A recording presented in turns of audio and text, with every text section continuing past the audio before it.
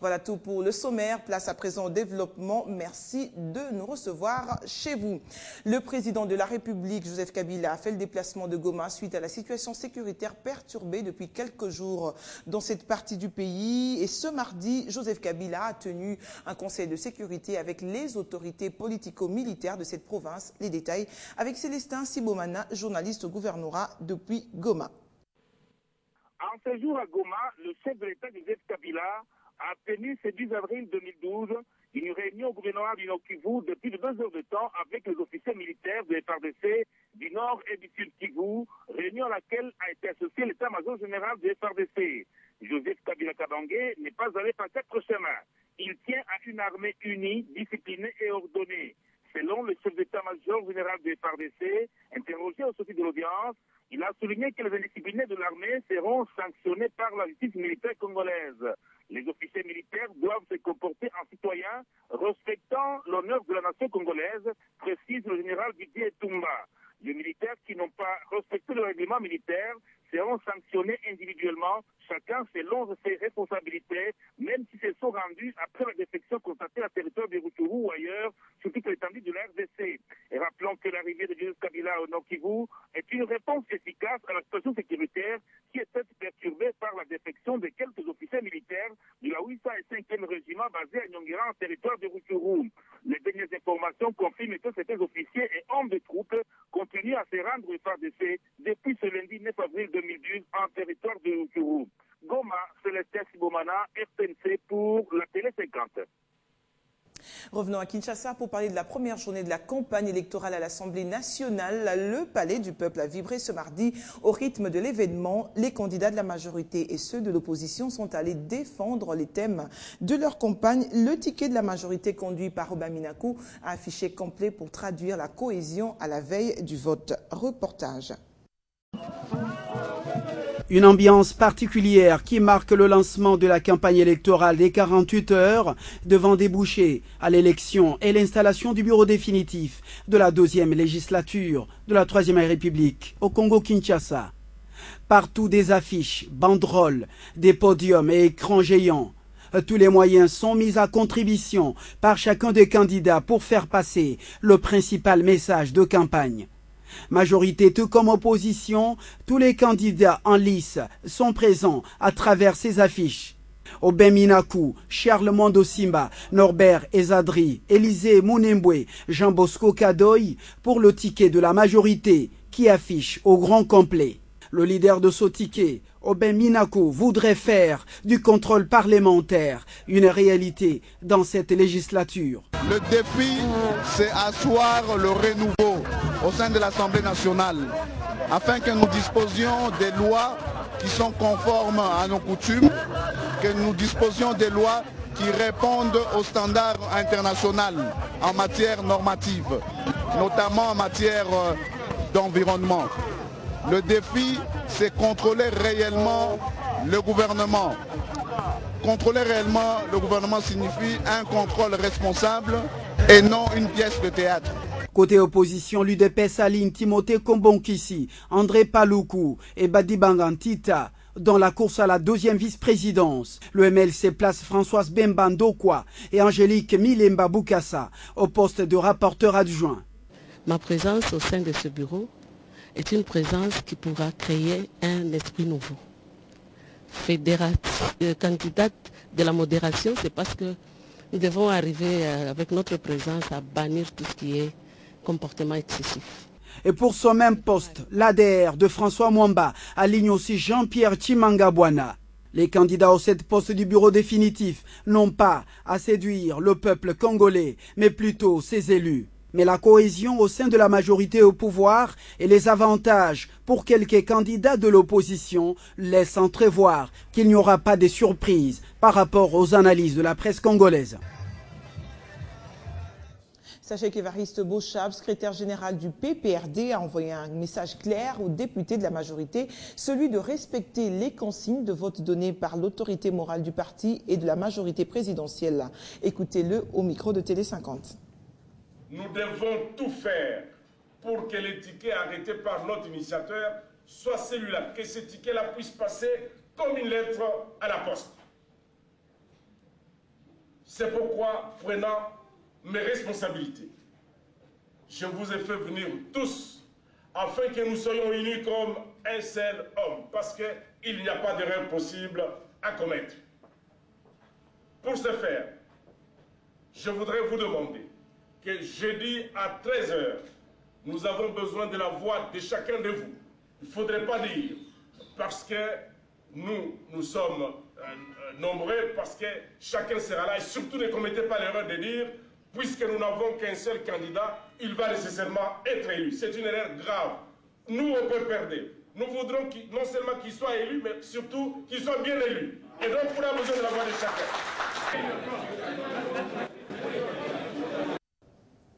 Élection toujours, c'est ce mardi qu'a été lancée l'évaluation du processus électoral par la Commission électorale nationale indépendante.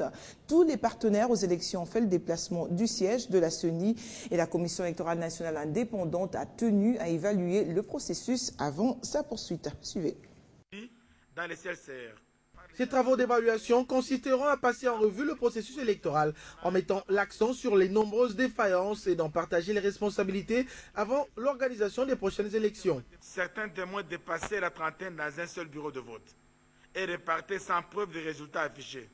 Cette situation a poussé certains témoins à créer leurs propres résultats et à mentir aux candidats qui les ont mandatés. À la CENI, l'on reconnaît tout de même que la défaillance de l'éducation civique et électorale a été à la base du dysfonctionnement constaté.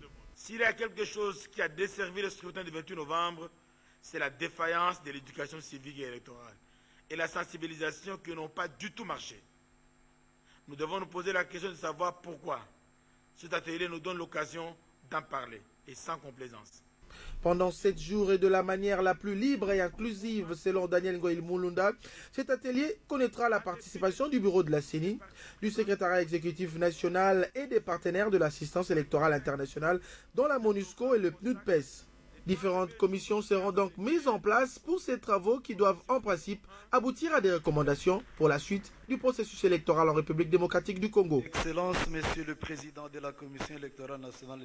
Autre chose, à présent, 3 industries financées à Kinshasa par le Fonds des promotions de l'industrie FPI ont été visitées lundi par la haute direction et le conseil d'administration de cette agence du gouvernement. Question de s'enquérir de l'évaluation des travaux.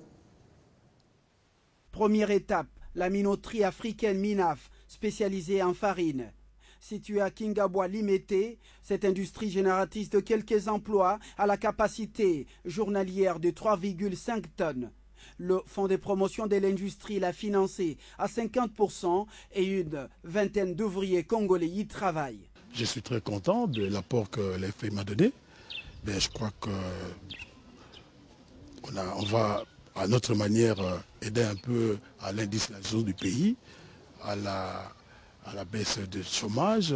Toujours à Kingabwa, l'administrateur directeur général du FPI, Constantin Benguele, et le président du conseil d'administration ont également visité l'acierie Horizon Massamba.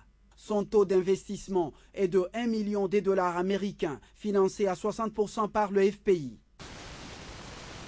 C'est des machines qui ont une très très forte capacité de production. Mais il se fait qu'il y a toujours des problèmes, comme vous le savez, le problème du courant. Mais maintenant, nous avons notre cabine privée.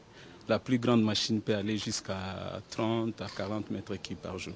Dernière étape de cette visite, la savonnerie Sabouni Safi Safiderme, une industrie en pleine implantation avec du matériel ultra moderne, un laboratoire pour étudier la qualité des produits. Plus d'une centaine d'ouvriers devront donc trouver du travail dans cette entreprise. Je peux vous dire que nous allons produire pour Kinshasa et pour les provinces et notre capacité restera toujours intacte. Et donc en d'autres termes, ce que nous faisions avec les anciennes usines pendant 1 mois, ici nous le faisons en 4 jours. Une grande partie du financement vient du Fonds de promotion de l'industrie qui est déterminé à appuyer l'industrie locale. J'ai un rêve de faire du Congo un Congo industriel. de revoir le Congo être industrialisé à son niveau qu'il avait vers les années 60, vers les années 70. Nous avons une responsabilité collective et individuelle, mais enfin, on ne va pas toujours regarder au passé. Maintenant, nous devons tourner la page vers l'avenir. L'appui financier du Fonds de promotion de l'industrie prouve à suffisance la détermination du gouvernement congolais à accompagner l'industrie en République démocratique du Congo. Un groupe des députés de la province orientale conduit par l'honorable Medara Ochaïsenga se sont entretenus ce mardi avec le directeur général de l'Office des routes Floribert Moutouti autour des circonstances de l'accident du pont Lindi à Bafouassende sur la route numéro 4 Kisangani-Madula-Niania dont la province orientale et le niveau de l'avancement des travaux de ce pont. Héritier Manda vous en dit plus. En ce qui concerne la situation économique avant et après l'écoulement de pont, c'est tout à fait normal. Lorsque le pont était opérationnel, il y a eu énormément de trafic sur cette route-là. Heureusement, nous sommes en train de nous battre. L'Office des routes, nous avons trouvé une oreille attentive sous la haute direction du chef de l'État. Tout le nécessaire est en train d'être fait pour que d'ici là, qu'on puisse connaître le dénouement, que le pont soit vite réparé afin que le trafic soit normal. Maintenant, là, la population doit connaître un peu des difficultés et en même temps aussi, quand vous regardez l'emplacement de ce pont, de l'autre côté, c'est le centre du territoire de Bafouassende et les enfants sont obligés de quitter le village pour aller à l'école et voir certains agents de l'État. La traversée devient aussi un problème. Et avec l'Office des routes, nous avons essayé de réfléchir là-dessus. Bon, évidemment, comme ça ne prendra qu'un mois, évidemment, les pouvoirs publics doivent s'organiser pour que les enfants qui partent à l'école soient sécurisés et qui partent à l'école et rentrent sans beaucoup de peine. Chacun doit faire son travail. Mais nous devons prendre des actions à notre niveau pour arrêter cette situation de façon définitive. C'est pour ça que tout à l'heure, nous avons sollicité le partenariat de l'administration en parlant aux députés. L'année dernière, le gouvernement a pris un arrêté interministériel pour la protection des infrastructures routières depuis le 3 juin. Les mesures d'accompagnement ont-elles été prises? Puisqu'aujourd'hui, on a dit 13 tonnes maximum à l'essieu. Mais nous voyons, ces camions, il y avait presque 30 tonnes. Donc, quelque part là, il faut qu'au niveau de l'administration, que des mesures d'accompagnement soient prises. Pour préparer le retour des réfugiés congolais vivant au Congo-Brazzaville, la Commission nationale pour les réfugiés en collaboration avec le Haut-Commissariat des Nations Unies aux réfugiés ont organisé un atelier de formation. C'était samedi dernier à Guémena et les détails, c'est avec Pamafi Otenga, correspondant de Télé 50 à Mandaka. Selon la Commission nationale pour les réfugiés, CNR, et qui a organisé cet atelier en collaboration avec le Haut-Commissariat des Nations Unies pour le réfugié, celui-ci visait à sensibiliser les autorités locales du sud Ubangi en vue de trouver des conditions susceptibles de favoriser le retour de réfugiés congolais vivant au Congo-Brazzaville après avoir appris les effets de la guerre des Niéléa en 2010 et leur insertion durable dans leur milieu d'origine. Cette rencontre visait également à partager avec les dites autorités les décisions arrêtées au cours de la tripartite RDC Congo-Brazzaville HCR tenue dernièrement à Brazzaville. Globalement, il s'agissait d'amener les autorités du sud Ubangi à parler le même langage pour favoriser ce retour en vue d'un rapatriement durable et réussi. Les matières traitées au cours de cet atelier étaient focalisées entre autres sur l'aperçu général de droit de réfugiés en RDC, mais aussi sur les clauses de la tripartite précitée. Signalons que 100 personnes venues des territoires de Kungu, Boujala, Libenge et Guémana ont participé à ces travaux qui se sont déroulés devant les représentants de la DGM, de la NER, de la DGDA et de la presse d'ici de Ubangi. Bandaka, Pamafi, Otenga, 50.